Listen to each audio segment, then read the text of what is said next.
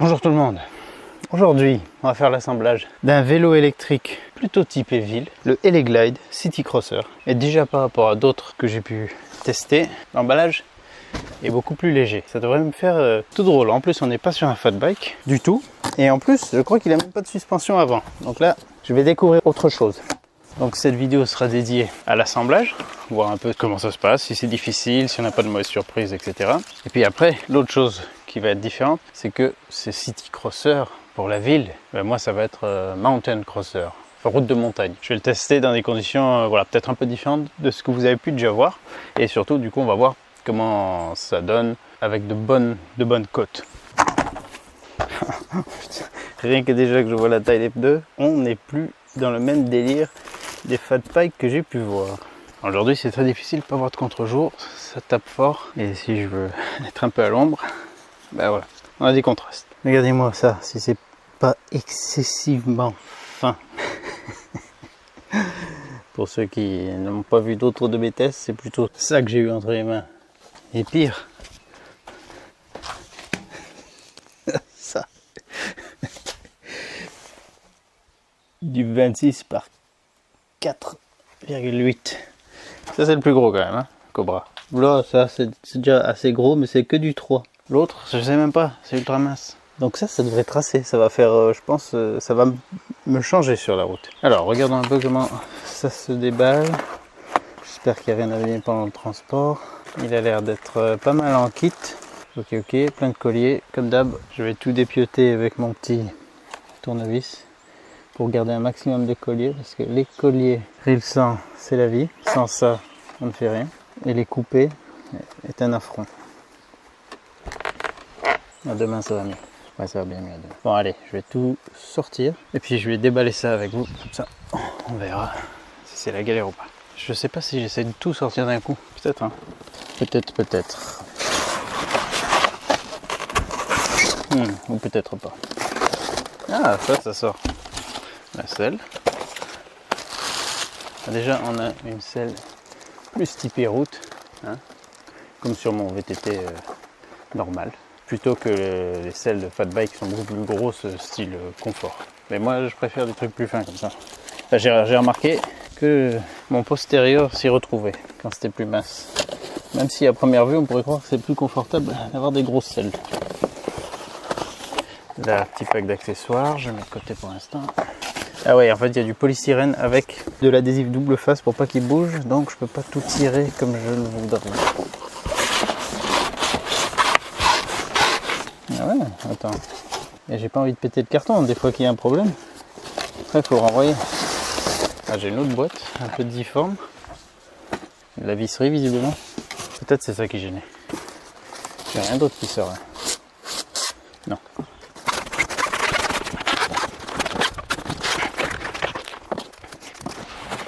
Et hop, voilà. Bon, du coup, effectivement, j'ai pas pu faire ça avec tous, hein, en termes de poids.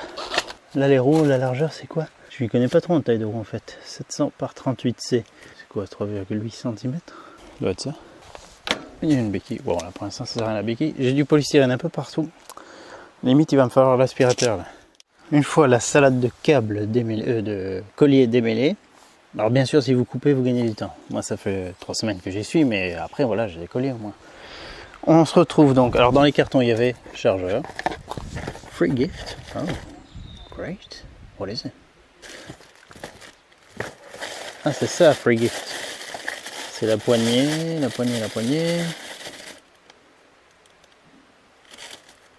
alors des poignées différentes que celles d'origine, et une poignée d'accélérateur, donc pour changer le mode, alors là le vélo il est totalement légal, 250 watts, 25 km/h maximum avec l'assistance. Et a-t-il une gâchette quelconque?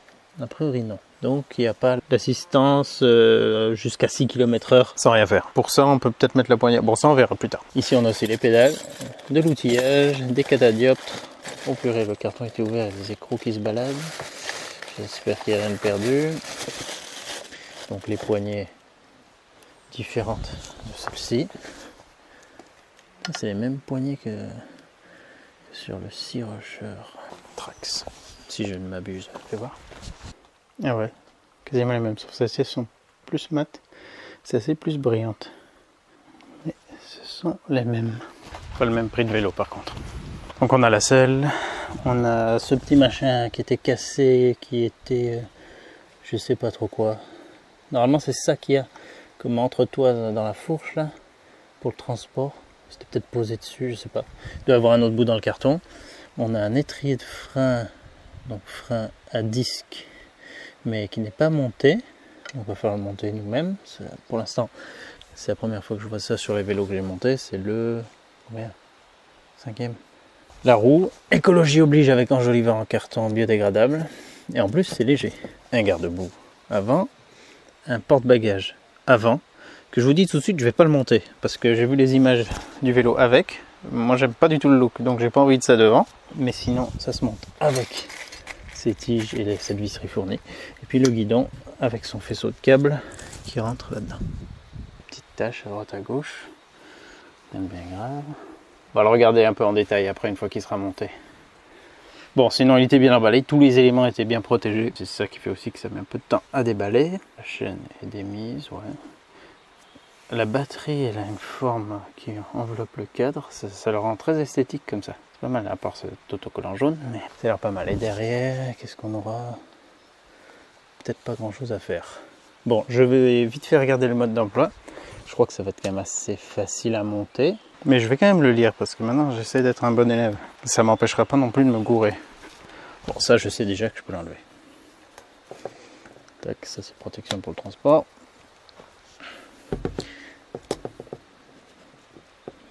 Ça aussi. Ça, je le garde parce que c'est super beau. Et ça peut toujours servir, un bout de carton rond. Hein. Quand on veut un bout de carton rond, on n'en a pas. Ben là on en a. Vis, voilà, ça sera pas une vis rapide pour la roue avant. Ça sera comme ça. Écrou, rondelle. Ça, faudra l'enlever bien sûr. Normalement, il y a toutes les clés qui seront fournies pour le faire. Elles sont jolies les jantes. Siglées et tout. Ça a l'air pas mal. C'est bien, pour une fois le mode d'emploi est complètement en français. Avec des schémas et tout. Ah voilà, c'est ça que je vous dis que j'aime pas trop le look. En fait, j'aime pas les porte-bagages, ni à l'avant ni à l'arrière d'ailleurs. Même si c'est très pratique. Donc, je vais le monter sans, comme ça vous verrez la gueule qu'il a sans. Et vous pourrez le mettre si ça vous intéresse. Alors j'aime bien aussi quelques notes. Ce véhicule n'est pas un jouet. Il est possible de tomber, de s'écraser ou de rencontrer d'autres situations dangereuses. C'est vrai ça. N'offrez pas votre vélo électrique à une personne qui ne sait pas comment l'utiliser correctement. Ça marche. Si je vois un cul-de-jatte ou quoi qui veut me l'emprunter, je lui dis non. C'est écrit dans la notice. Donc on va commencer par, alors là bien sûr toutes les spécifications. Puissance max 400 watts, couple max 39 Nm. Sur leur site, il me semble qu'ils disaient 45. Ils ont fait un petit peu de surenchère. Hein. Temps de charge 6h30, capacité de la batterie 10 Ah 36 volts. Ce qui va vous intéresser, c'est le poids qui est normalement de 22 kg. Vous le remettez ça le poids ou pas? Ils peuvent transporter 120 kg. Je pense que ça inclut le porte-bagages. Autonomie de 65 km en assistant, avec l'assistance. Frein à disque avant-arrière. Mais il ne mentionne pas le poids là. Non. On va commencer par le guidon. Ensuite la roue avant. Ensuite le frein avant. Porte-bagages et garde-boue. Donc pas porte-bagages, juste garde-boue et éclairage. Je vais faire. Et puis après, bah, je crois que c'est tout. La selle, ça devrait aller. Les pédales, ça devrait aller. Alors le guidon, j'ai l'impression... Attends, il est monté... Là c'est à l'envers. Hein, si je ne m'abuse. Viens là toi. Tac.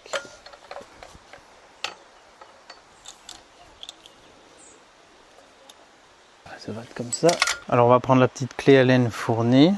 Ça a l'air d'être des clés Allen moulées à la louche. Avec empreinte hexagonale, mais pareil, un petit peu comme ça vient quoi. Donc on dessert les 4 vis qu'il y a là, sur la potence, pour insérer le guidon. Pièce parfaitement symétrique donc.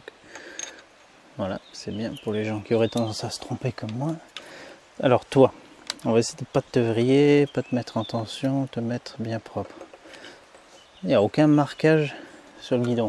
On voit qu'il a déjà été monté un coup parce qu'il y a un petit peu des traces d'usure entre guillemets, mais tant mieux, comme ça nous donne un peu des repères pour le centrer, parce qu'il n'y a aucun marquage, rien de, pas de pointillé, rien du tout.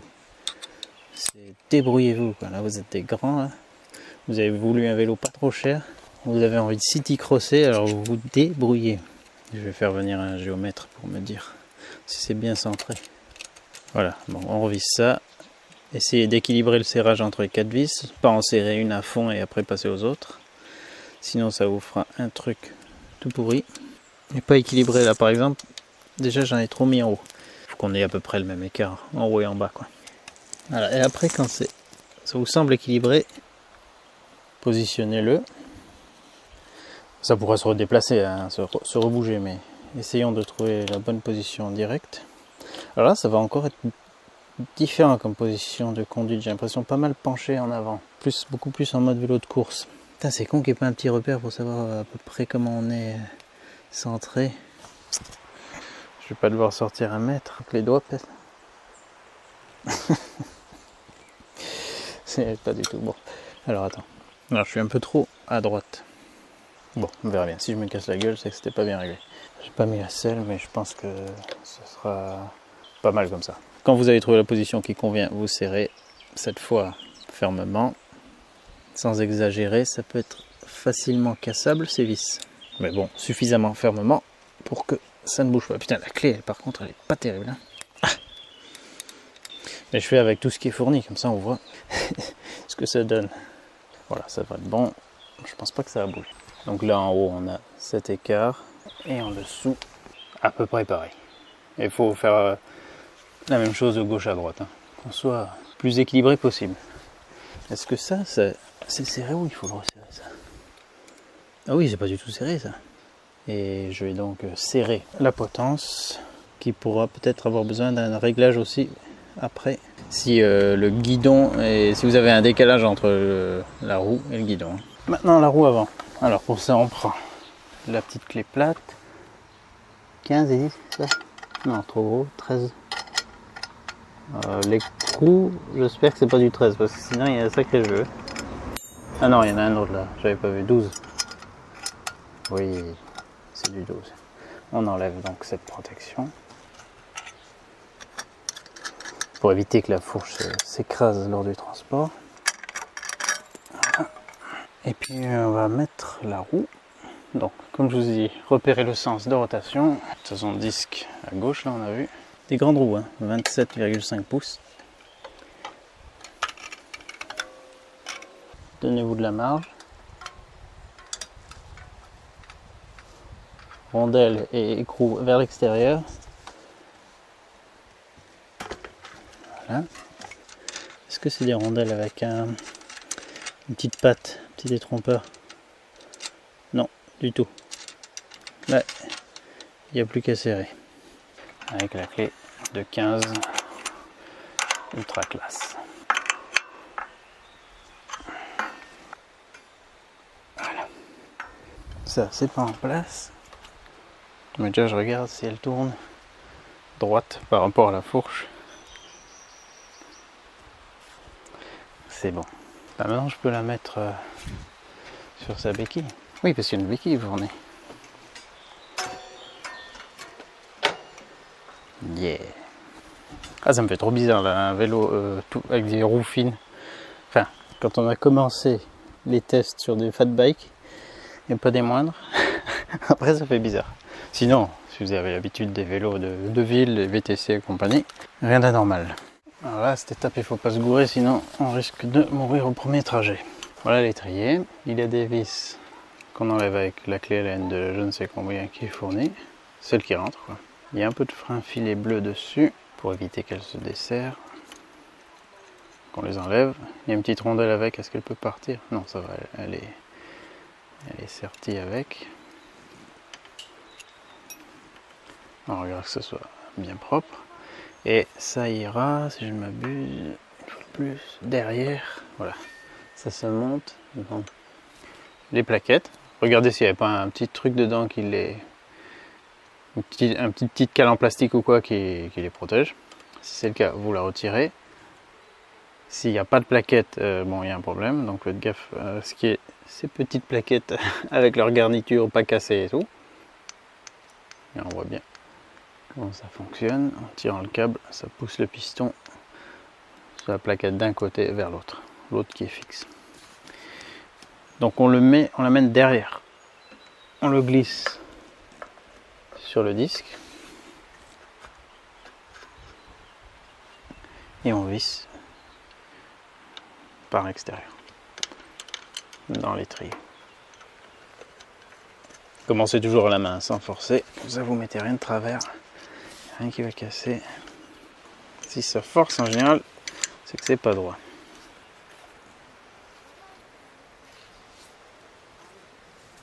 Là on serre fermement et on a des freins.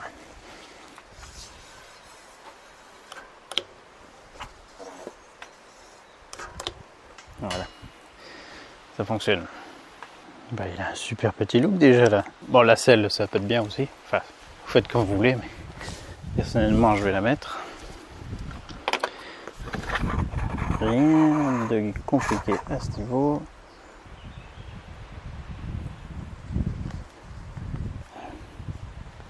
Voilà.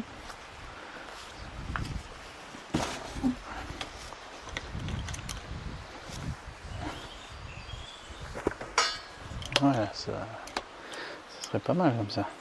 Les poignées de frein sont pas ultra agréables sous la main.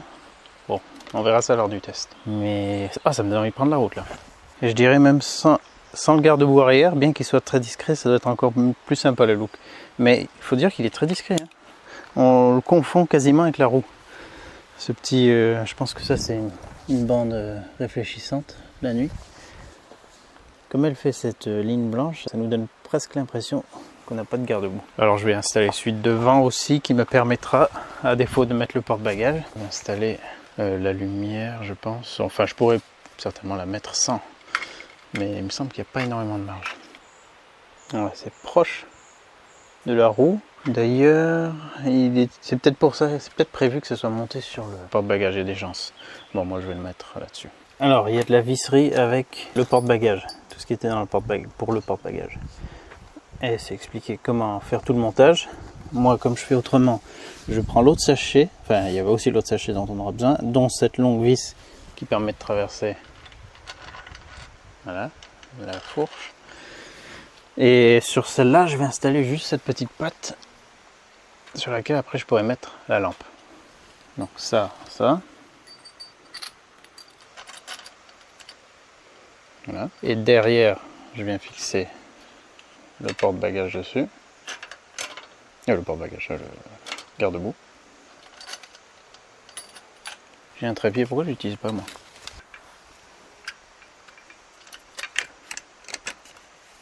Ça c'est montage perso. Hein. Donc après on serre tout ça à la clé et en bas, juste ici, on prend du coup les plus fines vis avec leurs fines rondelles. C'est ça? Oui, c'est ça. Pour mettre les pattes inférieures du garde-boue. Enfin, serrez pas trop fort pareil au début pour pouvoir bien ajuster par rapport à l'autre côté.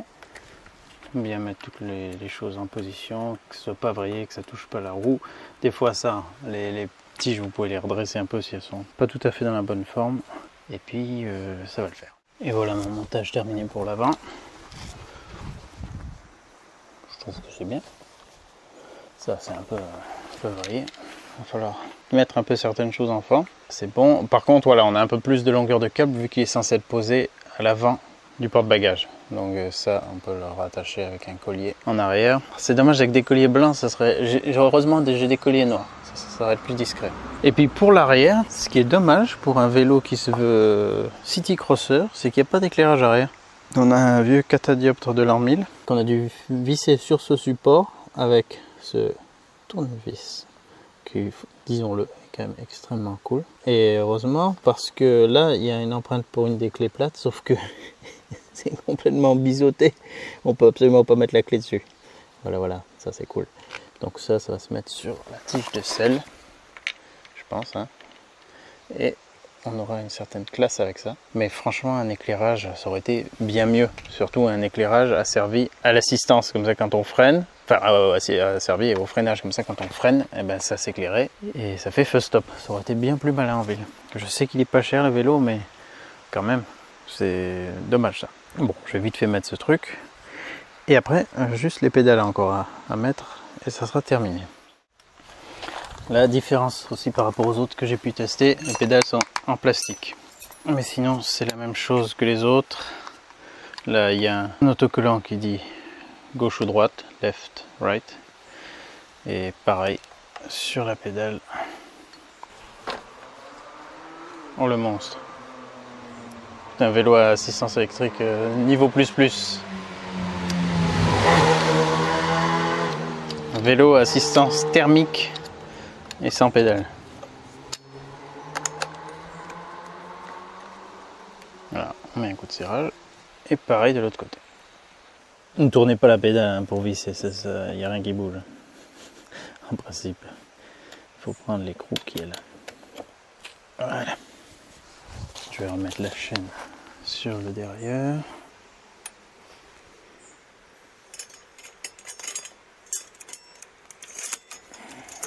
Oh, mais c'est quoi ce truc? C'est quoi ça? C'est un truc pour empêcher que ça saute? Sauf que ça empêche aussi de remettre. What? Ah non, ça va. C'est quoi ça? C'est vrai qu'il y a un guide de... J'ai jamais vu cette pièce encore. Dans mon excessivement longue carrière de testeur de vélo. D'accord, une espèce de guide pour pas qu'elle saute par là. Bon, ça y est, on va pouvoir le démarrer.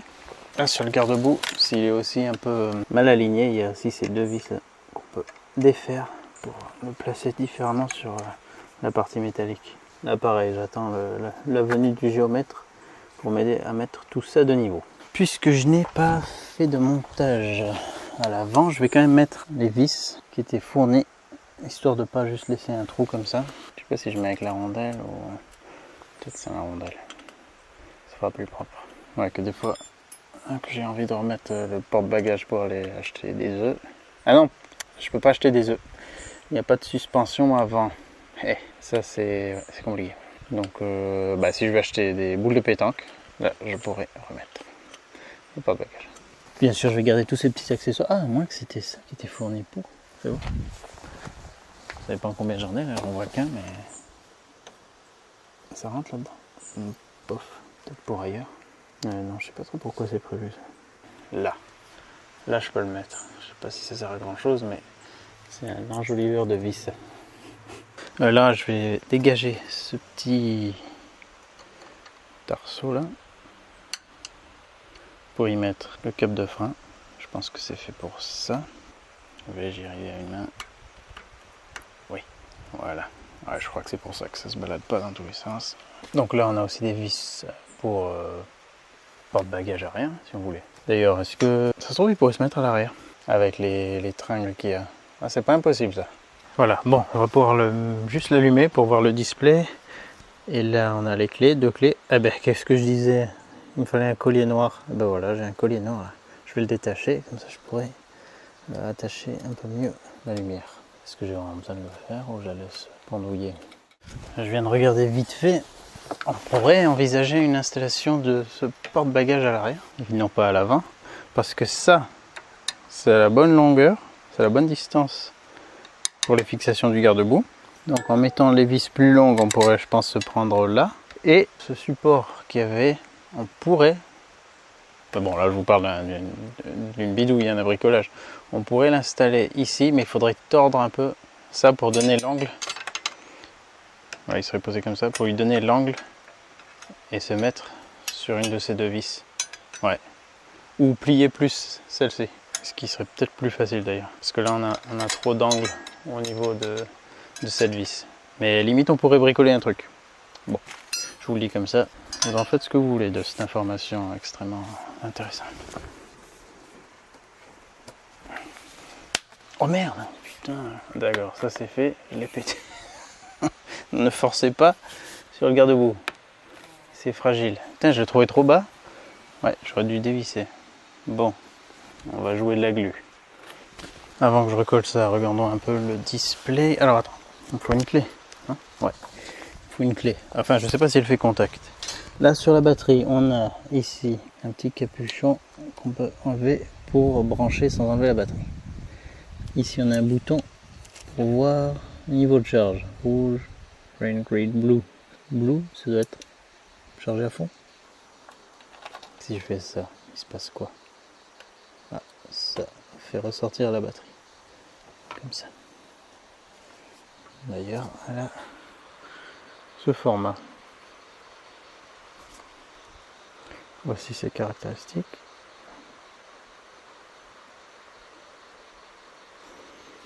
Si le vélo fait, si on enlève la batterie, 2,57 kg. Putain, mais il est vraiment tout à fait utilisable tel quel. Bah, sauf qu'il a que 7 vitesses. Dans les côtes, ça risque d'être un peu chaud, mais en fait là, on a un vélo vraiment utilisable, quoi. Même sans électricité. Très curieux de tester ça. Donc pour le remettre, d'abord en bas, bascule vers l'avant. Ah, il faut que ça clique. C'est bon. En fait, ouais, ça sert vraiment juste à éjecter la batterie. Ouais. Donc la clé, on n'a pas besoin pour rouler. Pour l'allumer, je crois que c'est en haut.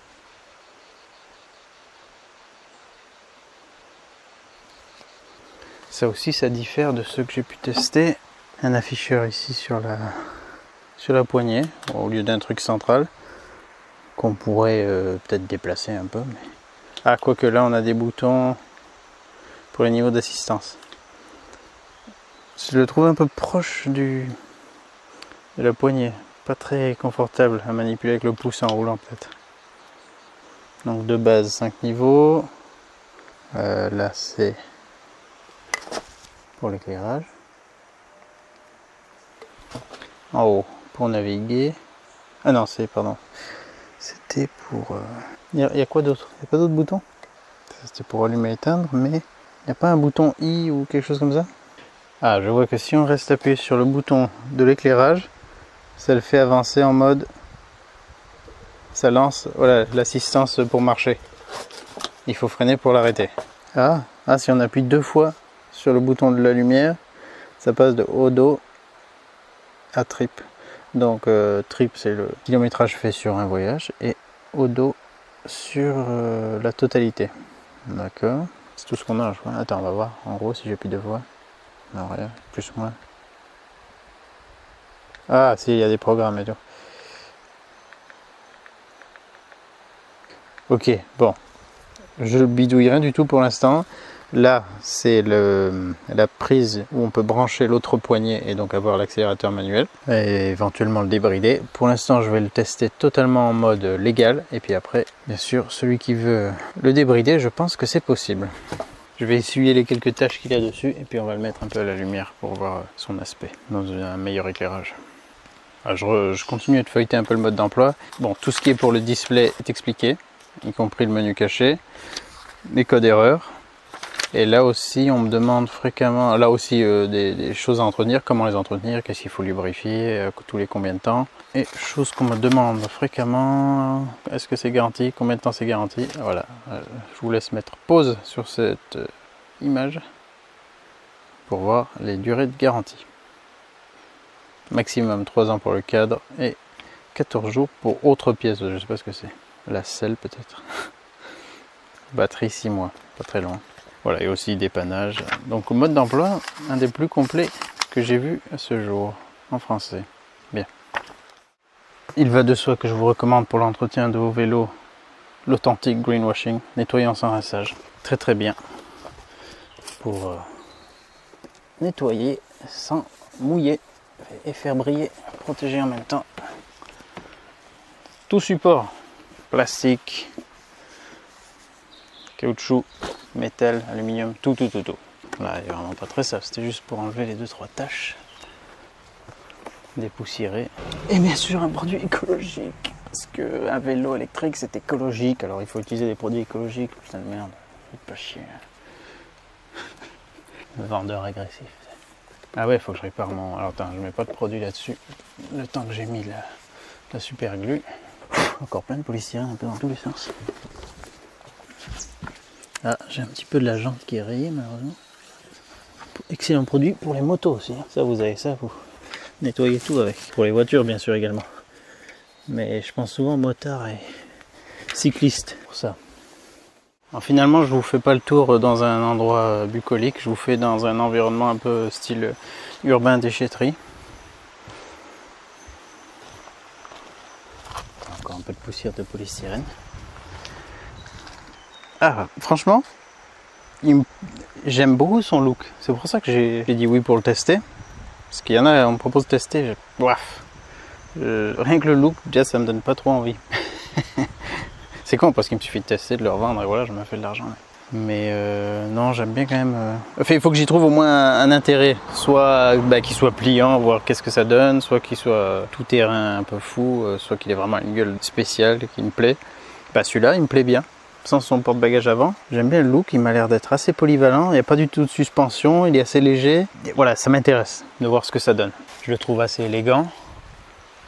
La couleur peinture blanc nacré comme ça, ou métallisé, blanc métallisé avec ces couleurs bronze là, ces petits éléments en bronze.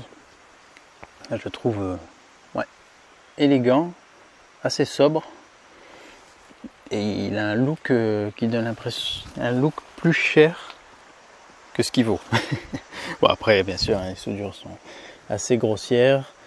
J'ai vu un peu cette jante qui est un peu rayée. J'ai vu aussi un autre petit défaut ici sur celle-là de jante. Ouais, on voit qu'il y a quelque chose de métallique qui a frotté contre. Petit défaut qu'il y a comme ça des fois à la livraison. Ça fait pas toujours plaisir. C'est pas grave mais bon. Voilà. Je vous montre ce qu'il peut y avoir. Je crois que la peinture me paraissait un peu légère par endroits. Un peu dans les angles, on voit que ça a été un peu léger. Je vois limite ce qu'il y a en dessous. Je sais pas si c'est une sous-couche ou l'alu direct.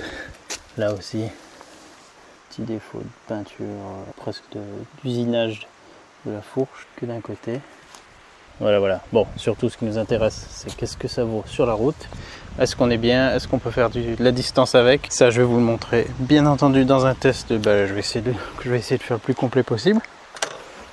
Hop, je mesure 1m71, donc ça vous donne une idée de la dimension. N'oubliez pas, c'est en faisant qu'on fait. J'espère que ça pourra vous être utile si vous avez le montage de ce vélo à faire. Il faut que je gonfle les roues aussi.